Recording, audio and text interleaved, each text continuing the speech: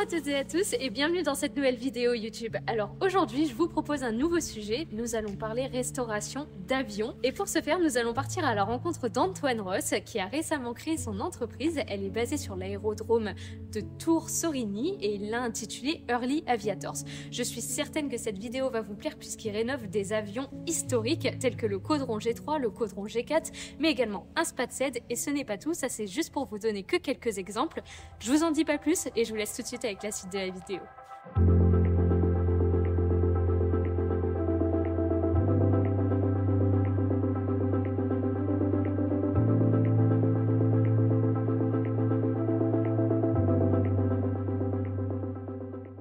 Bonjour Antoine. Bonjour Elodie. Eh bien écoute, merci beaucoup à toi de m'accueillir ici sur l'aérodrome de Tours-Sorigny au sein de ton entreprise Early Aviator. Merci à toi d'être venu. Est-ce que tu peux nous parler un petit peu de ton histoire? Comment tu as réussi à créer tout ça? Alors en fait, moi, quand j'étais petit, mon rêve c'était de devenir restaurateur d'avions. Et j'ai fait la connaissance du musée Espace Air Passion à Angers. Et quand j'avais 14 ans, j'ai commencé à aller restaurer des avions dans ce musée à Angers tous les samedis après-midi. Avec un ami, on faisait le trajet jusque là-bas pour travailler sur les avions. Ensuite, parallèlement, je suis devenu pilote privé. Donc j'ai passé mon brevet de base. J'ai commencé à piloter à l'âge de 14 ans, lâché le jour de mes 15 ans. Et voilà comment la mécanique s'est enclenchée. Mais alors, je crois que l'histoire ne se cantonne pas à toi, mais c'est bien plus que ça, c'est aussi une histoire familiale. Est-ce que tu peux nous en parler? Alors en fait, moi j'avais mon père qui était pilote privé, donc à partir de 5 ou 6 ans, j'ai commencé à voler avec mon père sur l'aérodrome d'Amboise-Dières. Et puis j'ai mon grand-père maternel, donc de l'autre côté de la famille, qui lui était mécanicien navigant dans l'armée de l'air.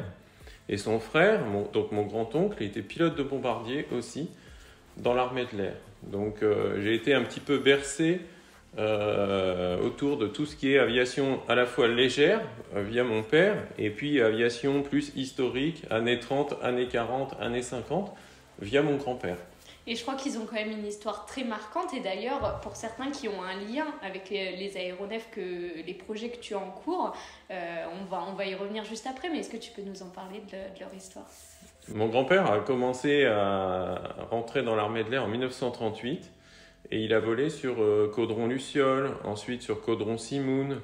Moi j'ai toujours été très intéressé par l'histoire du constructeur Caudron et donc tout ça a résonné dans ma tête et c'est vrai que j'ai toujours voulu travailler sur des appareils Caudron. Alors la vie a fait que ça s'est concrétisé, mais via l'histoire familiale de mon grand-père ou de mon grand-oncle, eh bien, il y a un lien qui s'est fait à ce moment-là. Et donc là est née ton entreprise que tu as intitulée Early Aviators. Est-ce que tu peux nous parler un petit peu de la création? Comment tout ça s'est articulé? Alors à la base de la création de l'atelier, qui est quelque chose que j'avais toujours imaginé, il y a eu l'opportunité que j'ai eue d'acquérir et de récupérer des avions Caudron historiques, puisqu'ils datent de 1916, donc on est au tout début de l'aviation. Et donc c'est assez naturellement que l'activité de l'atelier, aujourd'hui en tout cas, elle se focalise sur la partie aviation des débuts, Première Guerre mondiale, même si on a d'autres ambitions pour la suite, avec des travaux, de l'entretien sur des machines plus récentes. Mais en tout cas, pour les projets qui nous animent aujourd'hui, on est sur des avions 1916-1917. Alors là, on va revenir un petit peu plus en détail sur tes activités, les activités de ton entreprise. Mais récemment, il y a quelqu'un qui t'a rejoint aussi dans l'aventure? Oui, j'ai voulu être accompagné de quelqu'un qui était formé sur les techniques et les technologies de l'époque, mais pas seulement, puisque Quentin Basile, qui m'a rejoint au 1er février, il a aussi la connaissance de tous les outils numériques, de numérisation 3D, de dessin technique, que moi j'ai un peu moins. Et lui a une très bonne connaissance de ça, donc c'était vraiment le profil qu'il fallait pour continuer à travailler sur ces avions de la Première Guerre mondiale. Eh ben, bonjour Quentin, est-ce que tu pourrais nous expliquer un petit peu ton parcours et toi, qu'est-ce qui t'a donné l'envie de rejoindre cette aventure que t'a proposée Antoine? Comment a commencé l'aventure? C'est un peu comme Antoine, c'est-à-dire que moi j'ai rejoint une autre association qui s'appelle les Ailes de l'Exploit, qui est aussi en Touraine, une association qui restaure également des avions, à plus petite échelle.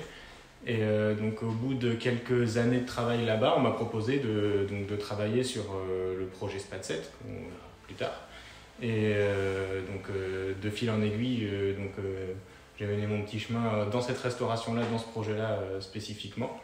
Et suite à la décision du propriétaire de ce projet de mise en vente des avions, Antoine m'a proposé un poste chez Early Aviator pour poursuivre dans le domaine des avions de Première Guerre mondiale, qui est un domaine vraiment très limité. Donc c'était vraiment l'opportunité qu'il nous fallait un peu à tous les deux, quoi. Voilà. Justement, Antoine, est-ce que tu peux nous détailler vraiment tout le spectre d'activités que vous proposez, vous, Early Aviators, et comment vous vous répartissez les tâches entre tous les deux? Alors, Early Aviators va fournir des prestations de restauration globale sur des avions. On va dire, on commence en 1909 avec un Blériot, mais on va aller jusque des avions des années 50, 60, historiques ou moins. Hein. Ça peut être un Jodel. Hein. Nous, on adore tout ce qui est aviation légère, aviation de tourisme, aviation de sport, la voltige aérienne. Donc, le spectre des machines qui nous intéressent, sur lesquelles on peut apporter quelque chose à un propriétaire, un musée, c'est 1910-1960.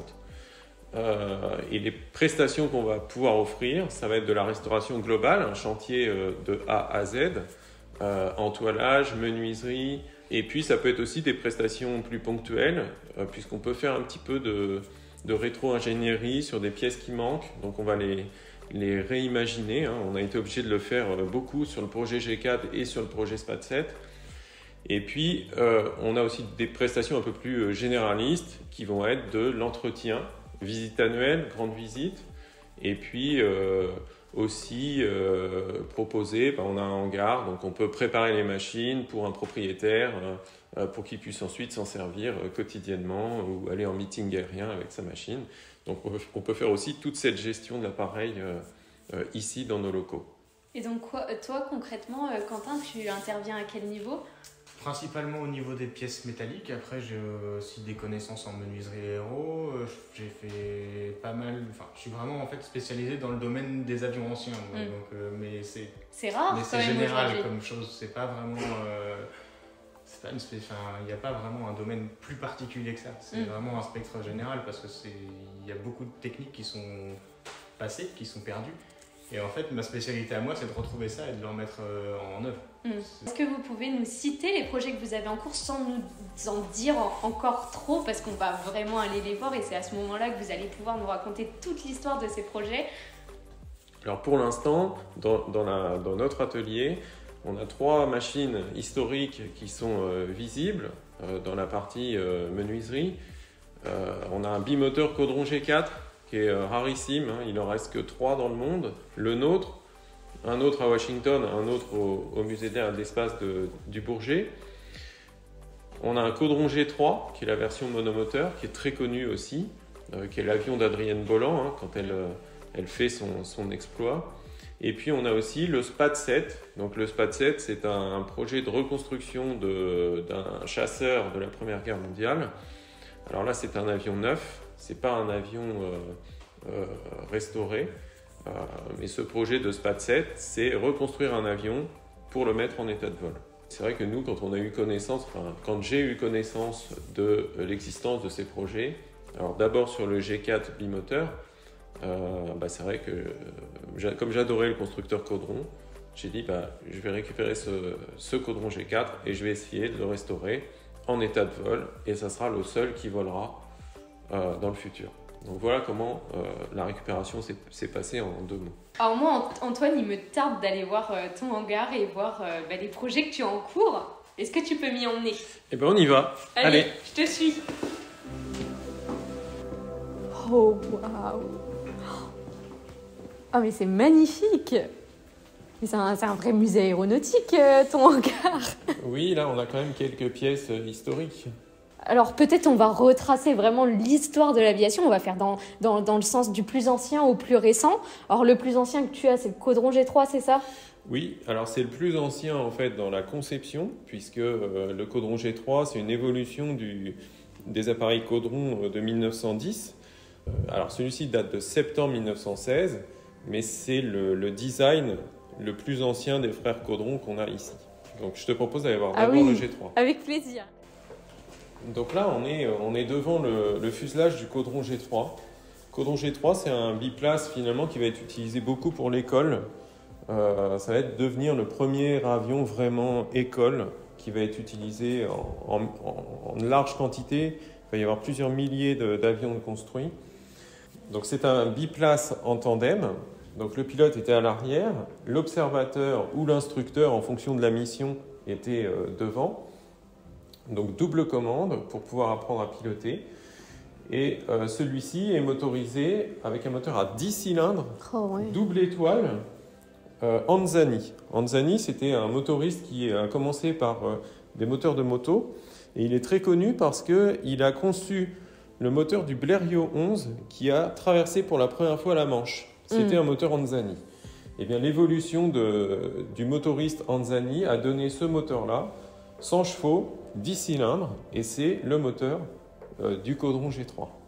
Ce moteur-là, il est neuf, on l'a trouvé en Angleterre, et c'est un moteur neuf qui n'a jamais été monté sur un avion. Il est complet avec l'ensemble de ses cylindres, ses échappements, les magnétos. C'est vraiment une trouvaille incroyable, à la fois le G3, le fuselage et le reste de l'appareil, mais surtout le moteur en état neuf, parce que c'est un moteur qui est très très rare. Qu'est-ce qui est le plus difficile justement à retrouver comme pièce pour ce type d'aéronef qui deviennent extrêmement rares finalement? Alors en fait, tout est difficile à trouver parce que souvent les appareils sont incomplets. Il va manquer beaucoup de pièces. Donc là, ça demande d'être à la fois patient, mais à un moment donné, il faut être aussi réaliste. C'est-à-dire que si on veut vraiment arriver à un avion qui vole, à un moment donné, il faut se dire, bon, stop, j'arrête les recherches et je commence à construire. Notre philosophie, c'est de se dire, pendant 2, 3, 4 ans, on va chercher des pièces pour compléter un appareil. Et ensuite, il faut se mettre au travail pour reconcevoir en fait les pièces qui nous manquent. Mais le but du jeu est vraiment d'avoir des avions en état de vol. C'est impressionnant de voir ça là. Tout le bois. Donc tout ça est vraiment d'origine, quoi. Tout est d'origine. Hein. On a le même siège, encore on le voit. la toile cirée du siège pilote. Ça, c'est des avions qui étaient construits en frêne. Le bois qui est utilisé, c'est du frêne, essentiellement. Et la rigidité, elle est assurée par des cordes à piano et des tendeurs. Donc ça, c'est vraiment la technologie de l'époque. Corde à piano, tendeur.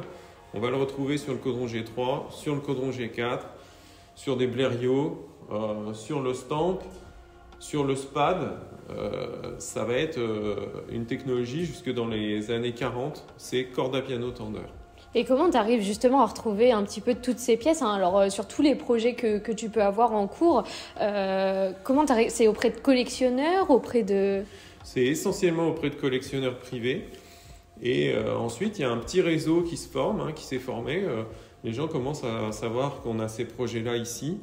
Et donc, par exemple, la semaine dernière, on a reçu un lot de ridoirs. Les ridoirs, c'est ces petits tendeurs-là qui servent à tendre les cordes à piano. C'est très difficile à refabriquer, c'est très coûteux. Donc nous, au maximum, on essaye de retrouver des ridoirs d'origine en état. C'est le réseau qui fait qu'on récupère ces pièces-là. Le moteur, on l'a acheté en Angleterre. Il y a un des moteurs du Caudron G4 aussi qui vient d'Angleterre. Il y en a un autre qui est venu des États-Unis.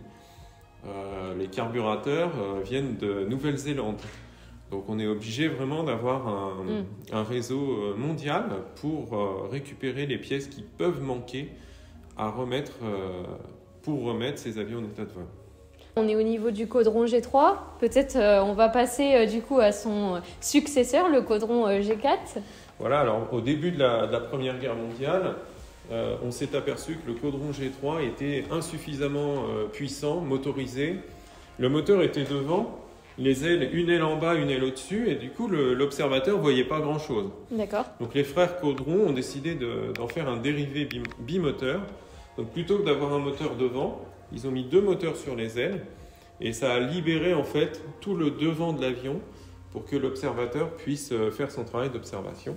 Et donc là, on a le Caudron G4 qui est ici, et qui est en chair et en os là. Voilà, en cours de restauration. Tout ça, donc on le voit là, c'est vraiment récupéré d'origine, quoi. Alors pour l'instant, on n'a pas touché aux ailes. On s'est dit qu'on allait faire la restauration des ailes en dernier. Ça sera la dernière étape du projet, ça sera la restauration des ailes. Voilà, alors là, c'est la spécificité du Caudron G4, c'est vraiment la queue. Hein. Ça fait 4,40 m d'envergure, c'est déjà très grand. 4 dérives, hein. Il y a assez peu d'avions qui ont 4 dérives aujourd'hui. Hein. Ou même dans l'histoire, on va trouver des avions avec 2 dérives, parfois 3, 4, c'est quand même assez rare. Et là, sur cette partie-là de l'avion, quasiment tout est d'origine pour l'instant. Les dérives, les mâts, les petites dérivettes, ce qu'on va appeler les guignols de direction, tout ça est d'origine. La seule pièce qu'on a dû refabriquer, puisqu'on n'a pas réussi à en trouver une en état, c'est la partie fixe, le plan fixe. Donc là, on l'a refabriqué à la base de plans et de photographies qu'on avait. Et là, les 4 dérives, pour l'instant, sont fonctionnelles. C'est-à-dire que tout est fonctionnel comme à l'époque, pour l'instant. Et les travaux, en fait, ont débuté en 2020. Alors, d'abord sur la partie fuselage, après avoir fait un gros travail de recherche historique. Il a fallu voir un Caudron G4 en vrai, terminé. Il a fallu que j'aille au Bourget pour prendre des photos sur l'exemplaire du Bourget. Il n'y en a que 3 hein, finalement, il y a celui-ci plus 2 autres. Et on a pris des photos au Bourget, mais il fallait vraiment qu'on prenne des mesures. Le Smithsonian, donc un musée à Washington, m'a proposé de venir plusieurs jours. Et ils ont monté une petite équipe pour m'assister et pour que je prenne des mesures sur toutes les parties qui me manquaient. Donc, ils ont été super, ils restent toujours en contact et toujours très intéressés par rapport à l'évolution de ce projet. Et là, c'est environ, en termes de pourcentage, pour le Caudron G4, de plans que vous avez pu récupérer En réalité, on a très très peu de plans pour le Caudron G4. On a quelques dizaines, à peine entre 10 et 20 plans. Il nous en faudrait 6 ou 700. Là, l'avantage quand même de ce chantier-là, on a beaucoup de pièces, soit des nacelles moteurs, soit des nacelles fuselage. Et on va recréer les plans qui nous manquent pour poursuivre la reconstruction et la restauration de cette machine. Alors pour reconstruire les pièces qui nous manquent, et c'est là que Quentin en fait est important pour la suite du projet, c'est qu'on a à refabriquer des pièces en série. Je vais commencer par les redessiner, alors avec les plans ou avec les pièces d'origine, ça dépend de ce qu'on a comme données de base. Et puis donc une fois le dessin modélisé en 3D, je vais le programmer sur une machine à commande numérique et puis pouvoir lancer un usinage. Donc là, ce qu'on peut voir ici, c'est un résultat d'usinage terminé. Ah oui. De machines. Après, il y a un petit peu de reprise à faire à la main, d'où les petites imperfections, etc. Du polissage. C'est normal. Voilà, oui, c'est tout à fait. Ouais. Du ponçage, des choses comme ça. Pour vous, c'est le challenge de placer le curseur entre faire tout comme à l'époque pour vraiment garder ce côté historique et à la fois utiliser les moyens modernes aujourd'hui qui peuvent être un réel gain financier aussi en termes de temps. Tout à fait, c'est ça. Pour le SPAD. Ouais. Et c'est vrai que, oui, il y a une grosse recherche parce qu'en fait, il y a eu des évolutions techniques dans l'histoire qui font que les filetages d'un tendeur comme ça, ils n'existent plus aujourd'hui. Donc il faut refaire faire des outils pour pouvoir refaire faire les pièces. Ah, oui. Donné que l'avion n'est pas complètement d'origine, il n'y a pas de pièces d'origine dessus, c'est dommage de mettre des pièces d'origine sur un avion comme ça. Il vaut mieux les consacrer à un avion qui est historique comme le G4. Alors là, on l'a très bien vu sur les ailes tout à l'heure et là on le voit bien là sur la dérive. Alors on voit que c'est de la toile, mais plus spécifiquement, est-ce que tu peux nous en dire un petit peu plus sur quel type de matériau vraiment Alors à l'époque, ils utilisaient 2 types de toiles. On pouvait avoir de la toile de coton, mais sur les caudrons et même sur le SPAD, on va avoir surtout de la toile de lin. Donc il est testé, il a une résistance qui est déterminée pour pouvoir être réutilisé en aéronautique. Donc, ça paraît si fin. Oui. Et par contre, c'est très très résistant. Alors, qu'est-ce qui permet finalement de le faire passer de ce type de tissu à quelque chose finalement qu'on touche de relativement dur Alors, une fois que la toile est installée, on va poser des enduits. D'accord. Donc, et ensuite, des peintures. À l'époque, c'était assez variable parce que par exemple, sur les appareils Caudron, les peintures ne tenaient pas. Donc, ils ont donné instruction de ne plus peindre les avions Caudron. Donc, il y a juste de l'enduit, mais il n'y a plus de peinture. Juste derrière une aile de SPAD 7 d'origine, ils utilisaient des peintures qui étaient de bonne qualité. Qui tenait bien là, oui, effectivement. Et cette peinture-là, elle a plus d'un siècle et elle est toujours là, elle est toujours en bon état. Alors moi, ce que je propose, c'est qu'on repasse devant le Caudron en faisant bien attention et que sur le chemin, tu nous racontes un petit peu l'histoire de cet avion parce qu'il y a quand même des pilotes très connus à l'époque qui ont volé sur ce type d'avion. On a par exemple René Fonck. René Fonck, c'est l'as des as, pilote français qui est devenu pilote de chasse. En réalité, René Fonck, il commence à apprendre à piloter sur Caudron G3. Ensuite, il passe sur Caudron G4 et il commence à se battre alors qu'il est dans une escadrille d'observation. Il fait monter une mitrailleuse sur le dessus de l'aile qui tire en avant et il commence à abattre plusieurs appareils ennemis. Et donc, quand les autorités militaires se rendent compte de ça, ils vont le transférer dans l'aviation de chasse. D'accord. Et du coup, là, on a la chance ici d'avoir le Caudron G3, le G4 et le SPAD 7, puisqu'ensuite, il va piloter et s'illustrer, en fait, avec cet appareil. Là, on arrive sur l'avant du Caudron G4. Caudron G4 bimoteur, donc il nous a fallu trouver 2 moteurs. Alors, en réalité, il faut qu'on trouve plusieurs moteurs, parce que ça, ce sont des moteurs du début du siècle, très difficiles à trouver en bon état. Et nous, si on veut pouvoir voler avec cet avion, il faut qu'on trouve suffisamment de pièces en bon état pour reconstituer un moteur complet. Donc là, on a réussi finalement à trouver 2 moteurs en bon état, et donc la restauration va pouvoir se poursuivre. Tu peux nous en dire un petit peu plus sur le type de moteur qu'a cet avion? Ça, c'est des moteurs Lerone qui sont dits moteurs rotatifs. C'est-à-dire que l'arrière du moteur est fixé sur le bâti et c'est tout le moteur avec l'hélice qui va tourner. Donc c'est une technologie qui est propre au tout début de l'aviation. Le moteur vient s'installer donc dans cette nacelle qu'on voit juste ici. Voilà, alors c'est l'arrière du moteur ici qui va venir se fixer là. Et cette partie-là, donc le bout de vilebrequin, elle va venir se fixer sur la cloison qui est juste derrière. Là, on n'a pas encore percé les trous de fixation du moteur, ça va être une étape future. Et pour refaire fabriquer cette pièce qu'on n'avait pas, puis qui en plus est une pièce maîtresse, c'est-à-dire que là, il y a énormément de contraintes sur cette partie-là. Donc ça, c'est une pièce neuve qui a été redessinée en 3D et qui a été produite avec un découpage laser. Il est adapté du coup à l'observation. Tu peux nous en dire un petit peu plus? Bien, en dessous, là, on voit qu'il y a une grande trappe qui coulisse parce que les appareils photo de l'époque étaient très longs et du coup, il fallait que l'observateur puisse glisser l'appareil photo dans cette trappe pour pouvoir faire les photos du champ de bataille. Donc là, on a une trappe coulissante qui permet de sortir l'appareil photo et de prendre les photos. Ah, c'est génial. En fait, le Caudron G4, il a été conçu au départ comme un bombardier avec d'autres missions qui vont être l'observation, le réglage d'artillerie.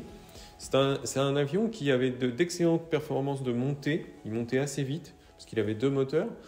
Il y a un Italien qui bat le record du monde d'altitude avec cet avion-là. En novembre 1916, il a atteint quasiment 8000 mètres d'altitude avec ça.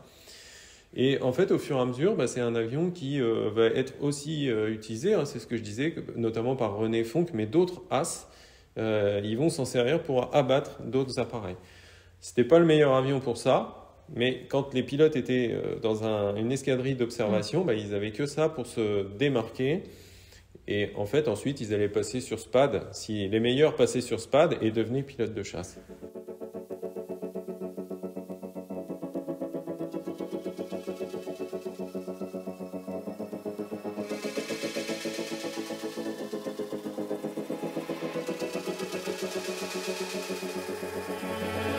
Antoine, est-ce que tu peux nous expliquer un petit peu des petites anecdotes sur Squadron G4, les choses un petit peu spécifiques?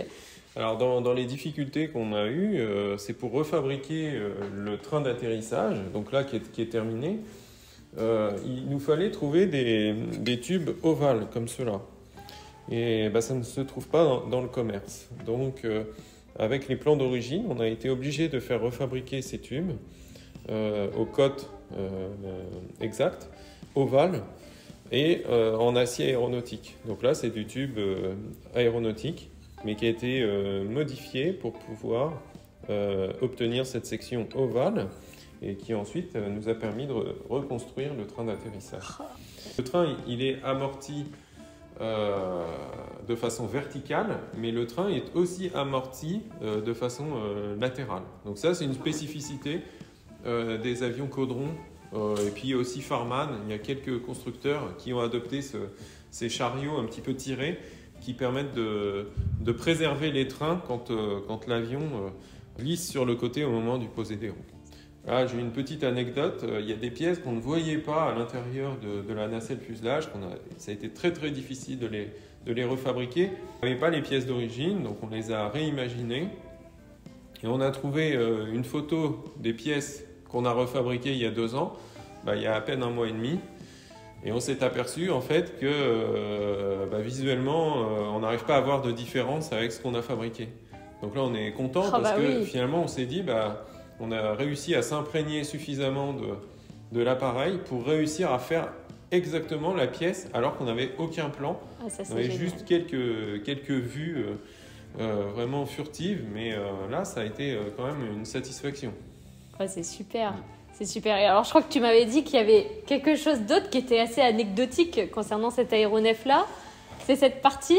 Oui, alors ça, alors moi, j'appelle ça le coffre à bagages parce qu'effectivement, c'est une partie qui pivote. Donc, on tire la corde à piano qui est ici et ça libère cet espace-là et qui permet de mettre quelques bagages à l'intérieur de ce coffre qui est en aluminium. Et sur le Caudron G3, le monomoteur, sur la cloison qui est juste derrière, on a trouvé des inscriptions un petit peu spéciales. Je vais te les faire voir. Ah oui. Alors ça, je veux bien.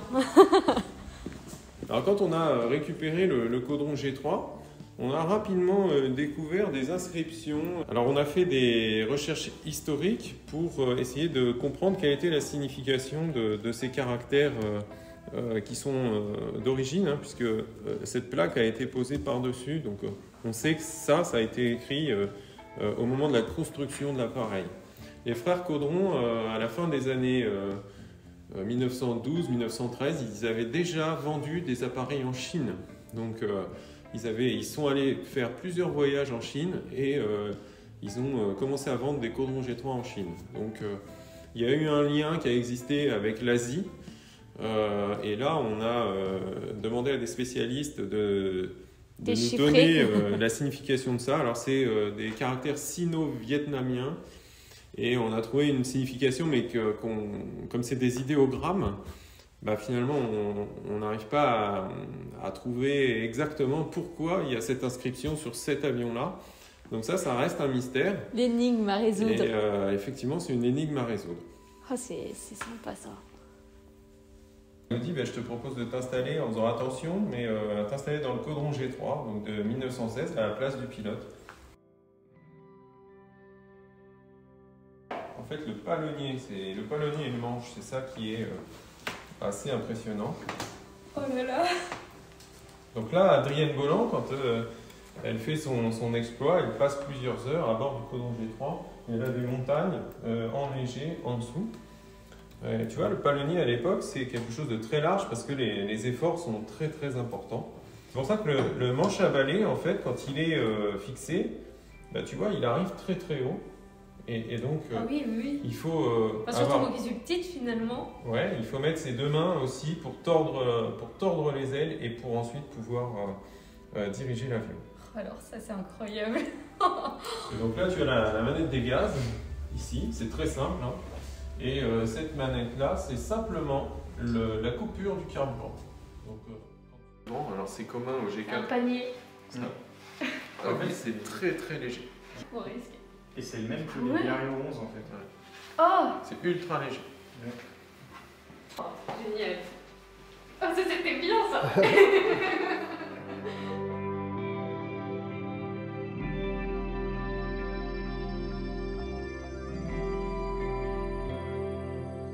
Quentin, ça te fait quoi, toi, de travailler sur des avions comme ça? Bah, c'est une passion. Après, on en discutait justement avec Antoine récemment et c'est quelque chose que petit à petit on réalise de moins en moins parce qu'on prend l'habitude.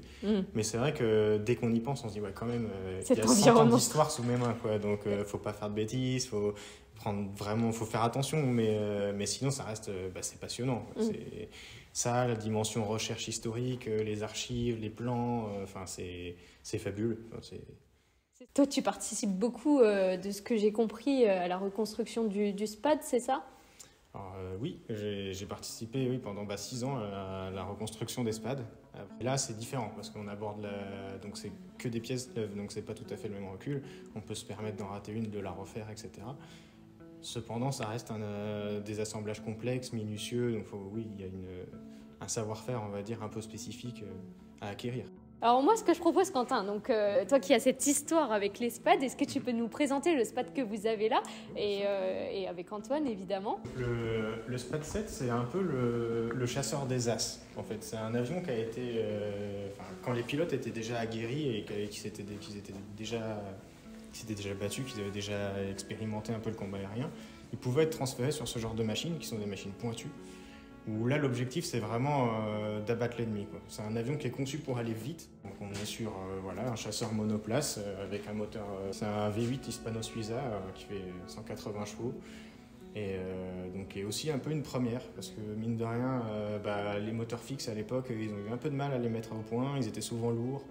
Et là, ils ont réussi à faire une mécanique vraiment fiable et efficace, en fait.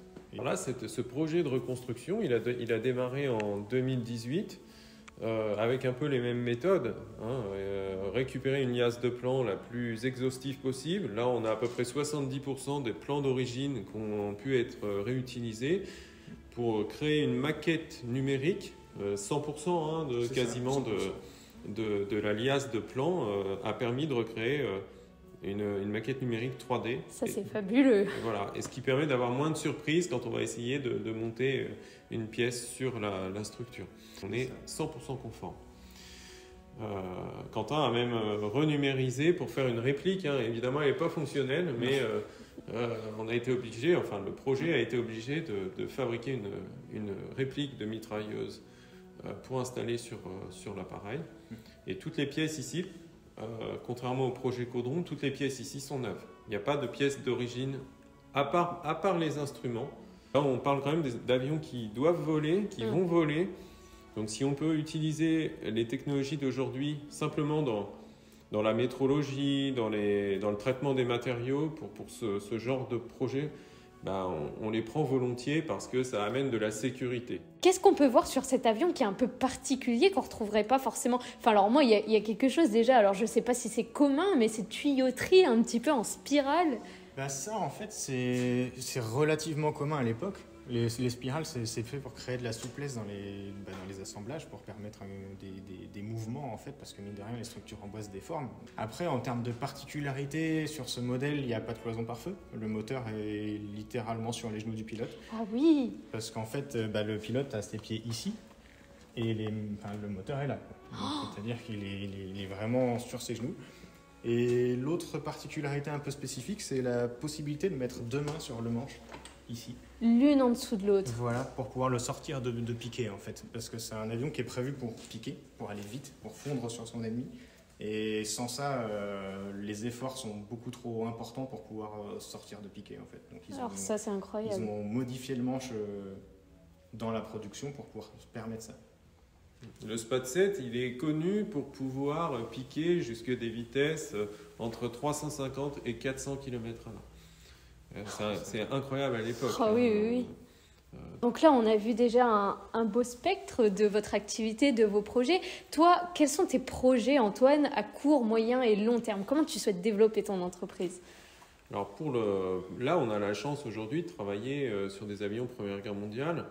En travaillant là-dessus, on a acquis des savoir-faire d'entoilage, de menuiserie, alors, qui sont poussés à l'extrême sur ces avions-là. Ensuite, la technologie s'est simplifiée quand même dans les années 20, 30, 40, 50.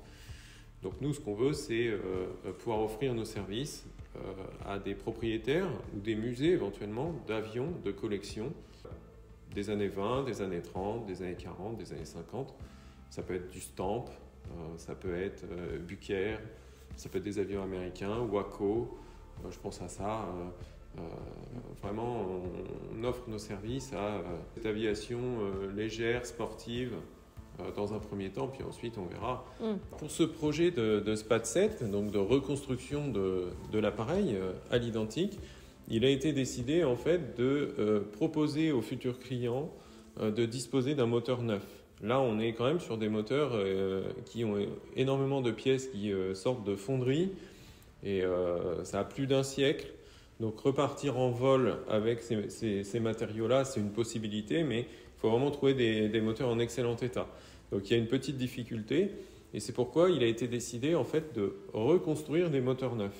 Donc là, on a sur l'avion le premier moteur qui a été reconstruit et ce que je peux te montrer, c'est les pièces du deuxième moteur et là, on va voir les pièces internes qui composent le moteur. Ah bah avec plaisir, je te suis. On y va.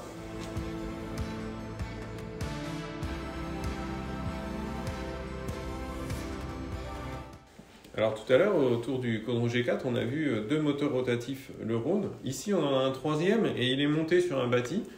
Et donc c'est simplement pour te montrer qu'un moteur rotatif, en réalité, c'est tout le moteur qui va tourner. L'hélice est fixée ici.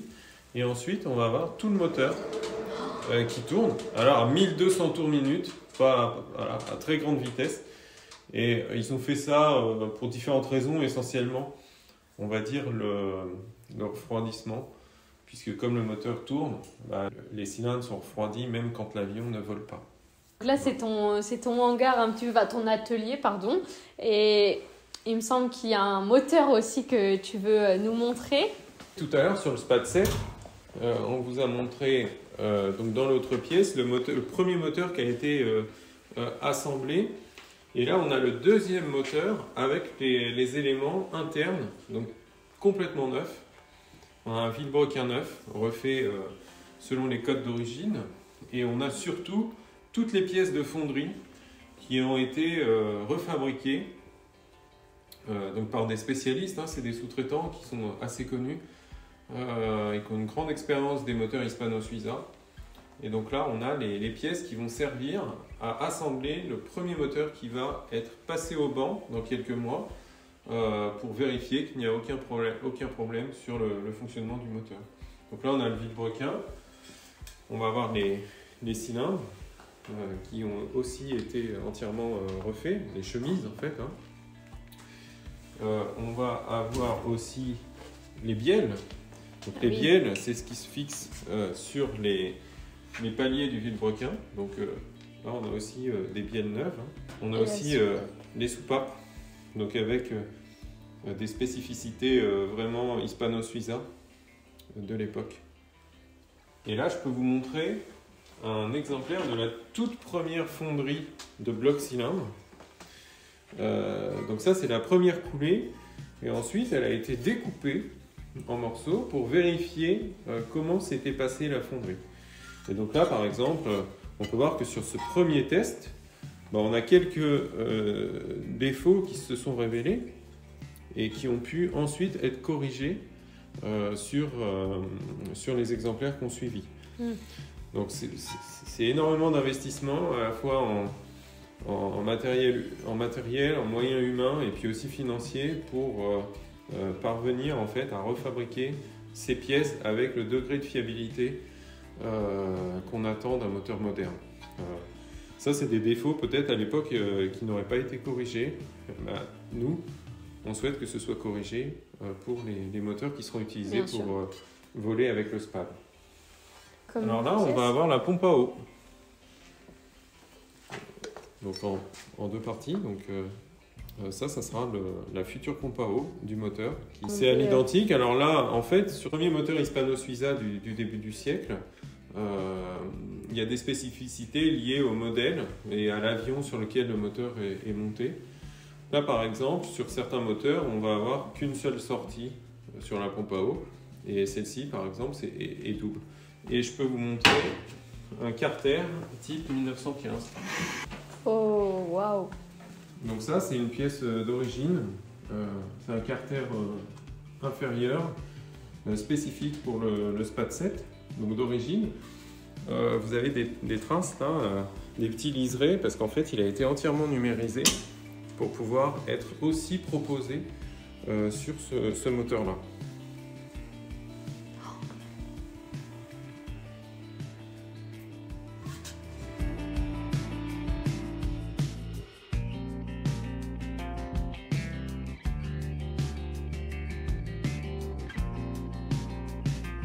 Quentin et Antoine, un grand merci à vous de m'avoir accueilli. Que de mieux en fait pour finir cette vidéo que de la finir dans votre hangar pour se rendre compte de tous les projets que vous avez en cours. Merci à toi d'être venu nous voir et nous rencontrer pour te montrer sur quoi on travaille.